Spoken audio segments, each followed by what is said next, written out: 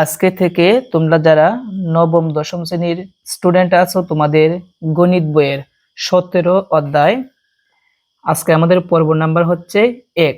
তোমরা যারা 2026 সালে নতুন বইটি হাতে পেয়েছো, তোমাদের নতুন বই অনুযায়ী আজকে থেকে আমরা এই 17 নাম্বার অধ্যায় অর্থাৎ পরিসংখ্যান অধ্যায়টি শুরু করব। তাহলে আজকে আমাদের পর্ব নাম্বার হচ্ছে কত? 1। আমরা 1 নাম্বার পর্বে উদাহরণ যে 1 আছে, এই উদাহরণ একটা আমরা আজকে সুন্দরভাবে সমাধান করব। আমরা 1 নম্বরে কি শিখবো? 1 নম্বরে আমরা শিখবো হচ্ছে ঘনসংখ্যা নিবেশন সারণী তৈরি করো। কি শিখবো? ঘনসংখ্যা নিবেশন সারণী তৈরি করা। মানে পরীক্ষার মধ্যে কিভাবে ঘনসংখ্যা নিবেশন সারণী তৈরি করতে হয় আমরা এইটা কি করব? শিখবো।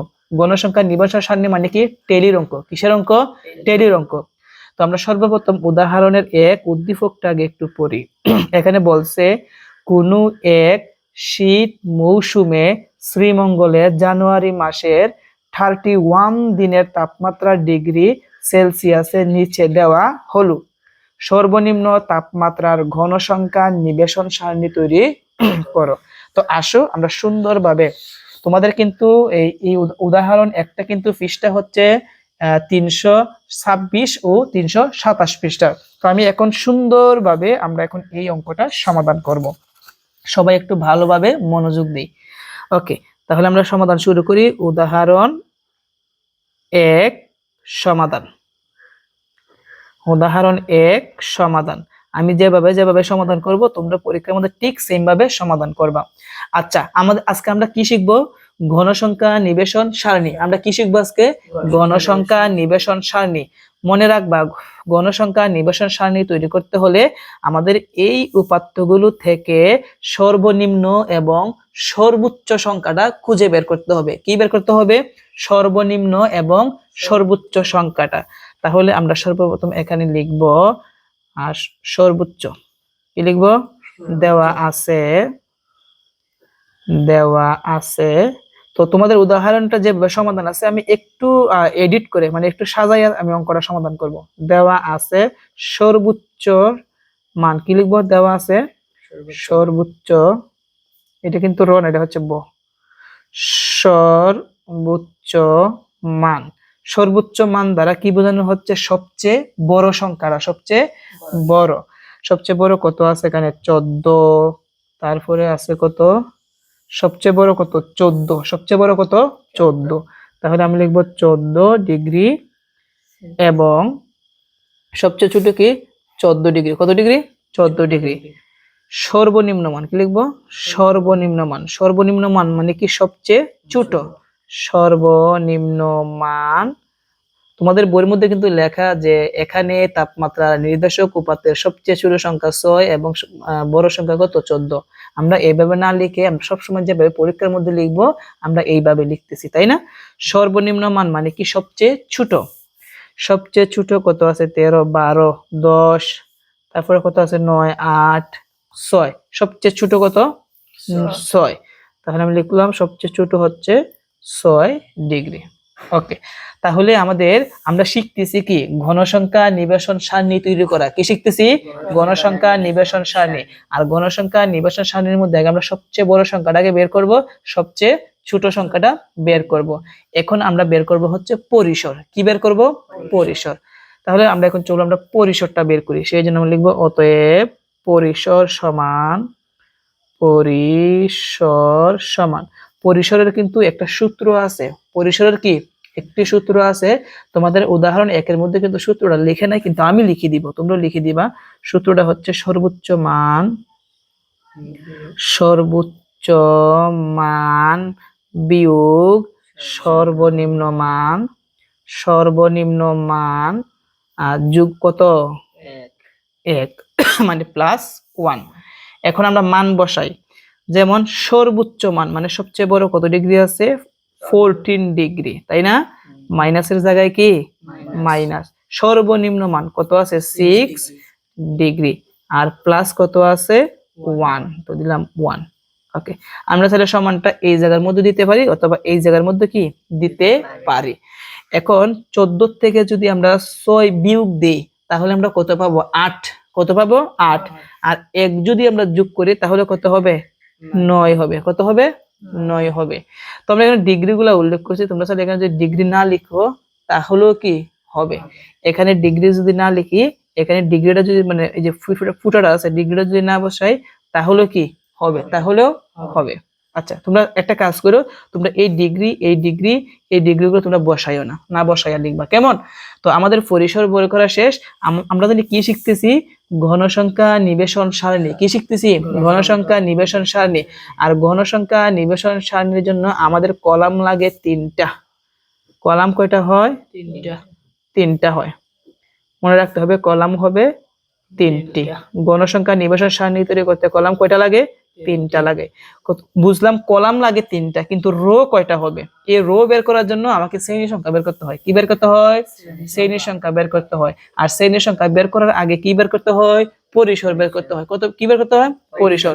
এখন শ্রেণী সংখ্যা আমরা কিভাবে বের করব? মনে রাখবা, পরীক্ষার মধ্যে কিন্তু লেখা থাকবে শ্রেণী ব্যবধান 5 ধরে, শ্রেণী ব্যবধান 3 ধরে, শ্রেণী ব্যবধান 10 ধরে, শ্রেণী ব্যবধান 6 ধরে, এইভাবে লেখা থাকবে। যদি শ্রেণী ব্যবধান 5 লেখা থাকে তাহলে 5 দ্বারা ভাগ করতে হবে পরিসরকে। কি বললাম?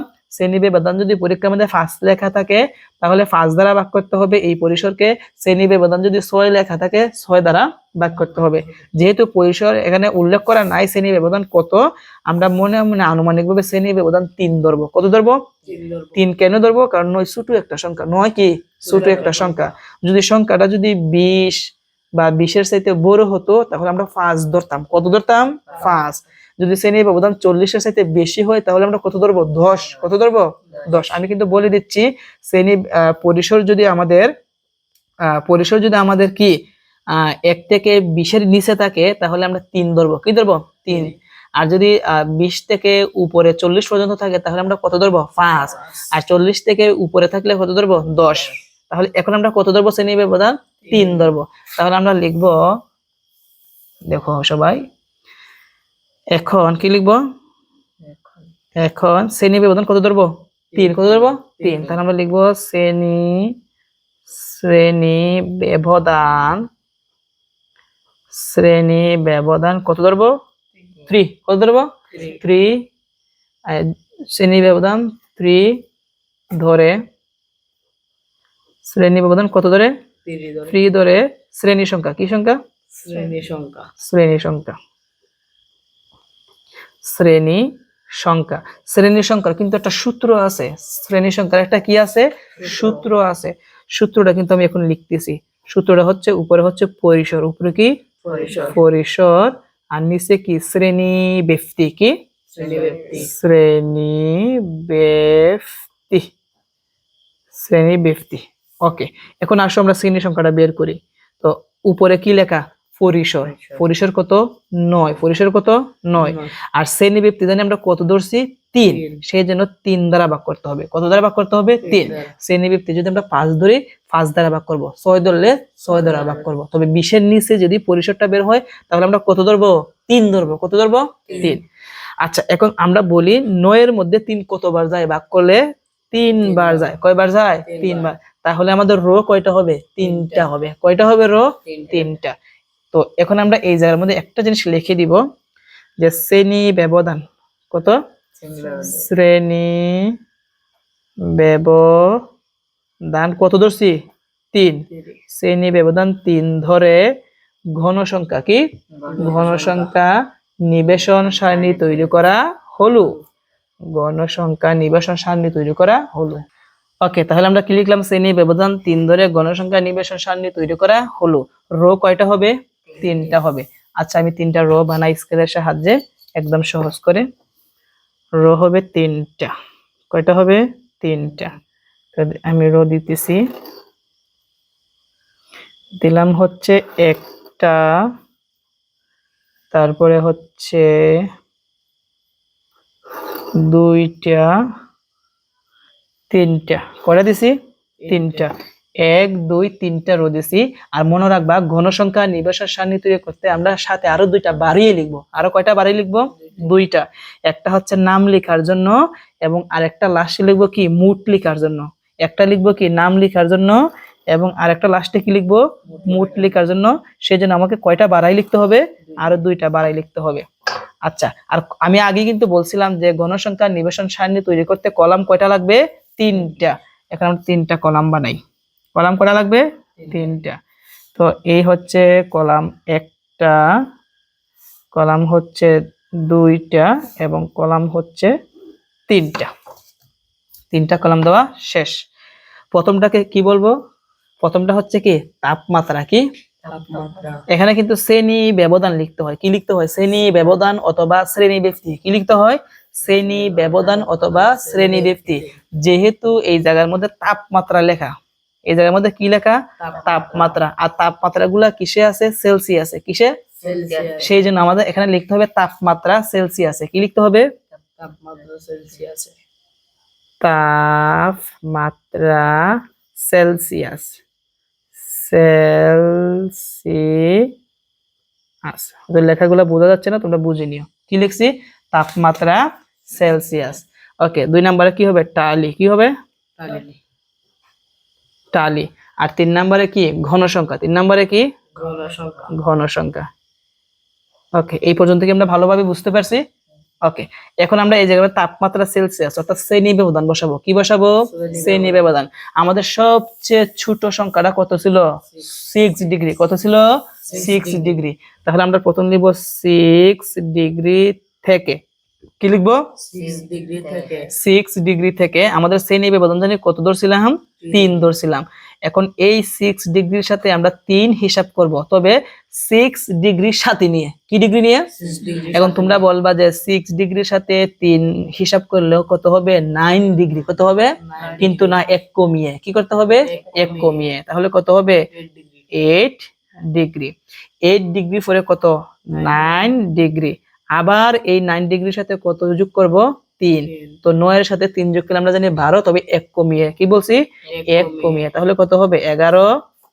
কি হবে? 11 ডিগ্রি। 11 এর পরে কত? 12। কত? 12 ডিগ্রি। 12 এর সাথে 3 যোগ করলে আমরা জানি কত হয়? 15 না? কিন্তু এক কমাই লিখতে কত হবে? 14। কত? 14 ডিগ্রি। তো আমরা কিন্তু কি বসাইছি? এগুলা শ্রেণী ব্যবধান। কি বসাইছি? শ্রেণী ব্যবধান। আমাদের কিন্তু এখানে শ্রেণীর সংখ্যা 3 বের হয়েছিল, 3টা ঘরের মধ্যে লেখা শেষ। এখন আমরা টেলি বসাবো। কি বসাবো? টেলি। তো টেলি আমরা বসাই। প্রথম কত আছে? 14। মনে রাখবা, এখানে যে আমরা 6 ডিগ্রি থেকে 8 ডিগ্রি লিখছি। কি লিখছি? 6 ডিগ্রি থেকে 8 ডিগ্রি। এই কথাটার মানে কি? এখানে 6 ডিগ্রি আছে, 7 ডিগ্রি আছে, তারপর কি আছে? 8 ডিগ্রি আছে। এই পর্যন্ত এখানে আছে, এইটা বুঝাইছে। তাহলে প্রথমটা কত ডিগ্রি? 14 ডিগ্রি। আচ্ছা, 14 ডিগ্রির গড় কোনটা? আমি একটু বড় করি যাতে বোঝা যায়, সুবিধা হয়। ওকে, আচ্ছা, কি বলছি যে 14 ডিগ্রির গড় কোনটা? এইটা না? এই জন্য একটা টেলি, একটা টেলি। তারপর কি আছে? আবার আবার 14 আরো কয়টা আছে? 2টা। কয়টা আছে? 2টা, এখানে আরো কয়টা হবে? 2টা। একটা, 2টা। বুঝতে পারছি? এরপরে কত আছে? 13 ডিগ্রি। কত ডিগ্রি? 13 ডিগ্রি, তাহলে 13 কোনটা? এই যে এখানে 12 থেকে 14 ডিগ্রি মানে কি? এখানে 13 ডিগ্রি আছে। তাহলে এখানে কি দিব? আরেকটা টেলি দিব। কি করব? আরেকটা। তারপর কত আছে? 12 ডিগ্রি। 12 ডিগ্রি কোনটা? এইটাই। এখন মনে রাখবা, এখানে টালি কিন্তু এভাবে একটা দিলে হবে না। যখন দেখবা টেলি 4টা হবে, তখন আরেকটা দেওয়ার সময় কি করতে হবে? ফার্স্টটার সময় আর এইভাবে দিতে হবে। কিভাবে দিতে হবে? আর এইভাবে। ওকে, তারপর কত ডিগ্রি? 13 ডিগ্রি। কত ডিগ্রি? 13। 13 এর গড় কোনটা? এটাই কিন্তু। তো দিলাম 13 ডিগ্রির জন্য একটা। তারপর কি আছে? তারপর আছে কত? 10 ডিগ্রি। কয়টা? 2টা। 10 ডিগ্রি কোনটা? এই যে 9 ডিগ্রি থেকে 11 ডিগ্রির মধ্যে 10 ডিগ্রি আছে। তাহলে এখানে আমরা কয়টা দিব? 2টা। একটা, 2টা। তারপর কত ডিগ্রি আছে? 11 ডিগ্রি। আর কি ডিগ্রি? 12 ডিগ্রি। 11 ডিগ্রির গড় কোনটা? এইটা না? এই যে একটা টালি। 12 ডিগ্রির গড় কোনটা? এইটা না? এই যে আরেকটা টেলি দিলাম। তারপর কত? তারপর আছে কত? 11 ডিগ্রি। 11 ডিগ্রির গড় কোনটা? এইটা। বুঝতেছি? তারপরে কত ডিগ্রি আছে? 10 ডিগ্রি। 10 ডিগ্রির গড় কোনটা? 9 ডিগ্রি থেকে 11 ডিগ্রি। এভাবে লম্বা দিব নাকি আর এইভাবে? অবশ্যই আর এইভাবে দিতে হবে। তারপর কত আছে? 9 ডিগ্রি, 8 ডিগ্রি। 9 ডিগ্রির গড় কোনটা? এইটা। 8 ডিগ্রির গড় কোনটা? উপরেরটা। ওকে, তারপর কত আছে? আবার কত ডিগ্রি? 9 ডিগ্রি। 9 ডিগ্রি হচ্ছে এইটা দিলাম। তারপরে কত আছে? 10 ডিগ্রি, 11 ডিগ্রি আর কত ডিগ্রি?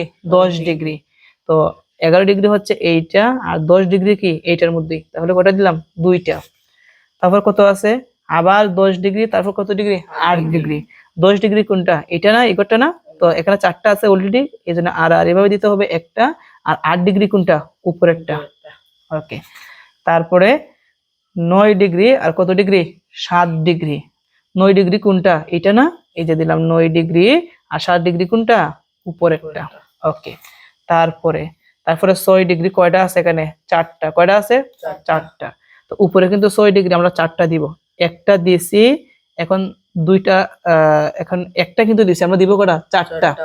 তো 4টা, এরপরে আরেকটা দেওয়ার জন্য কিভাবে দিতে হবে, আর এইভাবে 2টা 3টা, তারপর কি 4টা দিলাম। এরপর কত ডিগ্রি আছে, 7 ডিগ্রি আর কত ডিগ্রি 8 ডিগ্রি। 7 ডিগ্রি উপরেরটা দিলাম, 8 ডিগ্রি কি উপরেরটা। এন্ড লাস্টে কি আছে 9 ডিগ্রি। 9 ডিগ্রি, 9 ডিগ্রি কোনটা, এটা না, এই যে একটা 2টা দিলাম। লাস্টে কি আছে 8 ডিগ্রি আর কত ডিগ্রি 7 ডিগ্রি। 8 ডিগ্রি হচ্ছে উপরেরটা, অলরেডি 4টা আছে, আমরা কোনাকুনি দিব আরেকটা, ঠিক না। 7 ডিগ্রি কোনটা, এইটাই না, এই যে দিলাম 7 ডিগ্রি। আমাদের সবগুলা কিন্তু এখানে উপাত্তগুলো এখানে বসানো শেষ। এখন আমরা কি বসাবো, ঘন সংখ্যা। এখানে টালি কটা আছে, এই জায়গার মধ্যে আছে 5টা, এই জায়গার মধ্যে 5টা, পাশে পাশে 10, আর আছে 1, কত হবে 11। কত হবে 11 দিলাম 11। এই জায়গার মধ্যে 5টা 5টা 10টা, আর এই জায়গার মধ্যে আছে 3টা, কয়টা হবে 13টা। কয়টা হবে 13। এই জায়গার মধ্যে কয়টা আছে 5 আর 2, কত হবে 7। কত 7। এখন আমরা মুট করব, কি করব, মুট। মুট, এখানে আমরা মুট করলে কত পাবো, 11 আর 13 যোগ করলে 11 আর 13 যোগ করলে কত পাবো 24। 24 এর সাথে যোগ করলে কত পাবো 31, মানে 31। এখন আমরা কিভাবে বুঝবো আমাদের এই গণসংখ্যার নিবেশন সারণী হয়েছে কিনা, আমরা প্রশ্নের দিকে খেয়াল করব। প্রশ্নের মধ্যে এখানে কত দিনের তাপমাত্রা দেওয়া আছে, 31 দিনের। কত দিনের, 31 দিনের দেওয়া আছে। আমরা কিন্তু 31 কিন্তু লাস্টে বের হইছে, তাহলে আমাদের অঙ্কটা কি সঠিক। তো এভাবেই কিন্তু আমরা ঘনসংখ্যা নিবেশন সারণী তৈরি করতে হবে। আমি এখন প্রথম থেকে দেখাচ্ছি। তো আশা করি কিভাবে ঘনসংখ্যা নিবেশন সারণী তৈরি করতে হয় আমি একদম A to Z তোমাদেরকে আমি শিখিয়ে দিলাম। তো আমরা নেক্সট পর্বে, আমরা 2 নাম্বার পর্বে তোমাদের উদাহরণ 2 এর মধ্যে আরেকটা অঙ্ক আছে, আমরা এটা সমাধান করব। আজকের মতন এই পর্যন্তই। আল্লাহ হাফেজ।